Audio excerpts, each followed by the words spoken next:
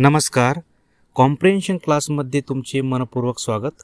आज आपण प्रिन्सिपल व प्रिन्सिपल या होमोफोनमधील फरक जाणून घेणार आहोत. कारण इंग्रजीमध्ये बोलताना किंवा लिहिताना केलेल्या छोट्या चुका मोठ्या प्रमाणात परिणाम करत असतात. या दोन शब्दांचे प्रोनाउन्सिएशन जरी सारखे असले तरी स्पेलिंगमध्ये बदल आहे. PRINCIPLE याचा अर्थ फंडामेंटल ट्रूथ असा होतो.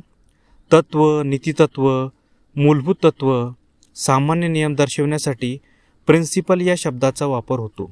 तर दुसरा होमोफोन PRINCIPAL म्हणजे चीफ किंवा मोस्ट इम्पॉर्टंट.